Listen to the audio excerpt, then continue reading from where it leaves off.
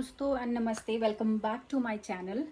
तो आप देख रहे हो मेरा चैनल माय डायरी, और जहाँ पे मैं डिस्कस कर रही थी कि जो लास्ट 2 इयर्स मैं नेदरलैंड्स में स्पेंड कर रही हूँ, उसमें से ये जो साल मेरी प्रेगनेंसी जर्नी में गई है, और जहाँ पे मैं आपके साथ जो यहाँ के जो हेल्थ केयर सिस्टम है या फिर जो जर्नी होती है प्रेगनेंसी की, वो कैसे नेदरलैंड्स में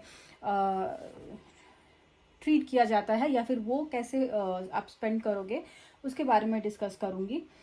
तो जैसे कि पिछले वीडियो में मैंने शेयर किया था कि one of the important to do list जो होता है, जो आपको करना होता है अपने 36 वीक स्टार्ट होने से, तो जो 36 वीक के स्टार्ट होने से पहले ही यहाँ पे रेकमेंड करते हैं कि आप अपना जो हॉस्पिटल बैग है वो तैयार कर ले। तो ये नॉर्मली हर कंट्री में ही होता है, एंड कम या ज़्यादा लोग अपने हिसाब से चीज़ें पैक करते हैं। जैसे कि आपको एटलीस्ट अलग रूम नहीं, बट आपको अपना नर्सरी जो रूम है वो अरेंज कर लेना है, क्योंकि यहाँ पे लोग ज़्यादातर फैमिली के साथ नहीं रह पाते हैं। जो एक्सपैट्स हैं, जो बाहर आते हैं, जैसे हमारे जैसे कुछ लोग हैं जो कि दूसरी कंट्री से यहाँ आए हैं किसी भी पर्पज़ के लिए, तो यहाँ आके जब हम रह रहे हैं तो हमारे लिए हमारे साथ फैमिलीज़ नहीं है। इसकी वजह से जो होता है कि इम्पॉर्टेंट होता है कि आप पहले से ही चीज़ें अरेंज कर लो। तो जैसे कि नर्सरी कम से कम एक छोटा सा, या फिर अपने ही रूम में आपको जो न्यूबॉर्न बेबी है उनके लिए जितनी भी चीज़ें इम्पॉर्टेंट है वो आपको अरेंज कर लेनी होती है पहले से खरीद के, और उनको अच्छे से तैयार कर लेना होता है, ताकि कभी भी हॉस्पिटल जब जाना पड़ जाता है तो आप जब वापस आते हो तो आपको वो चीज़ें आपके सामने आपकी हेल्प के लिए मिले। तो जैसा कि मैंने कहा कि one of the two do list है में, और नेदरलैंड्स में पहला है कि आपको अपना अपना हॉस्पिटल बैग पैक कर लेना है। जैसे जो वीडियो मैंने पहले किया वो मेरे हॉस्पिटल बैग के बारे में था, और अपने न्यूबॉर्न का भी हॉस्पिटल बैग पैक कर लेना है।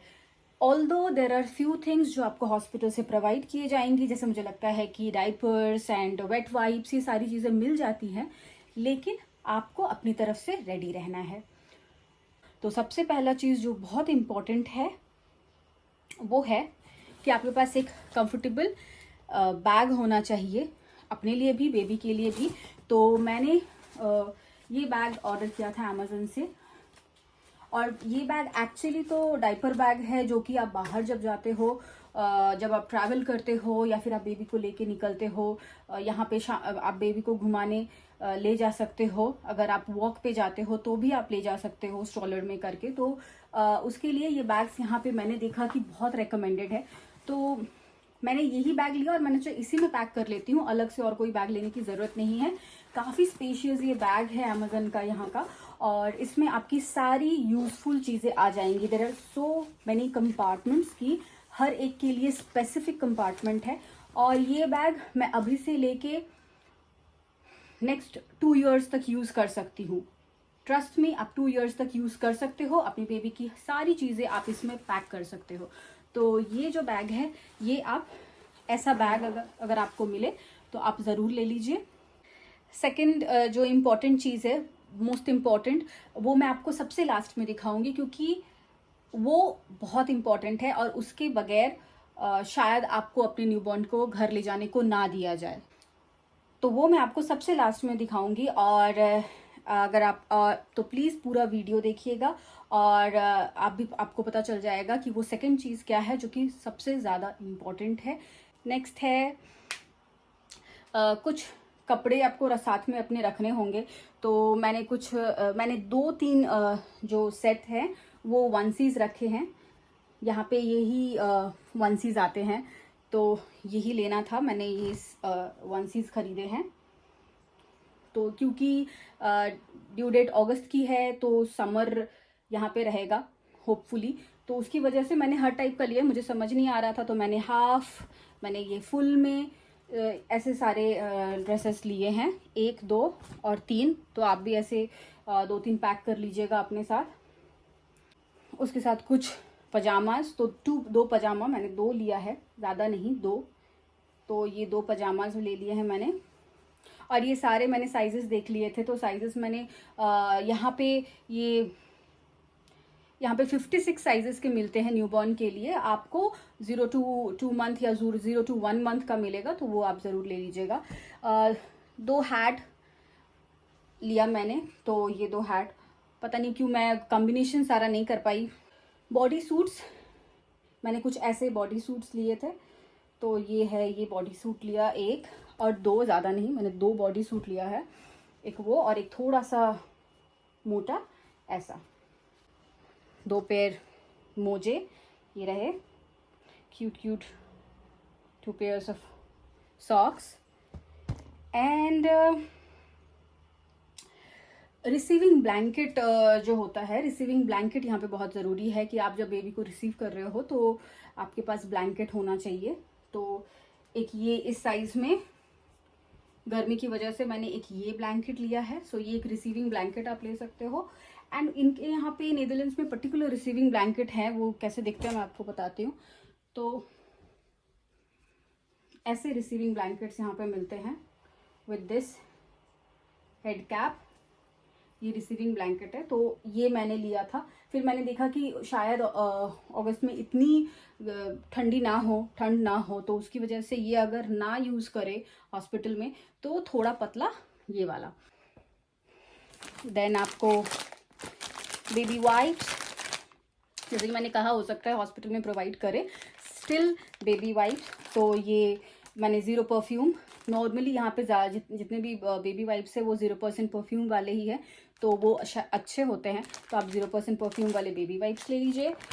और मैं कोई रिस्क नहीं लूँगी, इसीलिए मैंने न्यू बॉर्न के साइजेस के कुछ डाइपर्स अपने साथ रख लिए हैं। और एक इम्पॉर्टेंट चीज़ है जो कि यूरोप में है कि हाइड्रोफिलिक नैपीज़ इसको बोलते हैं। तो हाइड्रोफिलिक नैपीज़ भी रिकमेंडेड था मुझे कि मुझे लेना चाहिए, मुझे एडवाइस किया कि आप हाइड्रोफिलिक नैपीज़ कुछ लेके आइएगा। तो इस साइज़ के होते हैं, काफ़ी बड़े अब्जॉर्बेंट क्लॉथ होते हैं, ऐसे कॉटन होते हैं। इसका मतलब ये नहीं है कि ये नैपीज़ की तरह यूज़ होते हैं या फिर डाइपर्स की तरह यूज़ होते हैं। ये मल्टीपर्पज़ क्लॉथ है, अब्जॉर्बेंट क्लॉथ है जो यहाँ पे यूज़ होते हैं। आप इसको एज अ ब्लैंकेट यूज़ कर सकते हो गर्मियों में, आप इसको as a burping cloth use कर सकते हो। सो ये बर्पिंग क्लॉथ की तरह भी यूज़ हो जाता है। फिर उसके बाद बात के बाद आप यूज़ करोगे इसको, या फिर तो आप एज अ कवर यूज़ कर सकते हो। तो कवर भी चाहिए होता है, किस चीज़ के लिए मैं बताती हूँ। जो सेकेंड इम्पॉर्टेंट थिंग है, उसको भी कवर करने के लिए हमें ये साइजेस के क्लॉथ्स ज़रूरी हैं। तो इसीलिए ऐसे 4 से 5 आई एम गोना पैक। अब लास्ट जो बाकी है, जो लास्ट मैंने आपको कहा कि जो सबसे इम्पॉर्टेंट है, विदाउट दैट आपको शायद न्यूबॉर्न वो ना ले जाने दे, तो आपको वो लेके ही जाना है हॉस्पिटल, तब जाके आपको वो न्यूबॉर्न आपके हाथों में देंगे। तो जस्ट मिनट, मैं अभी लेके आती हूँ।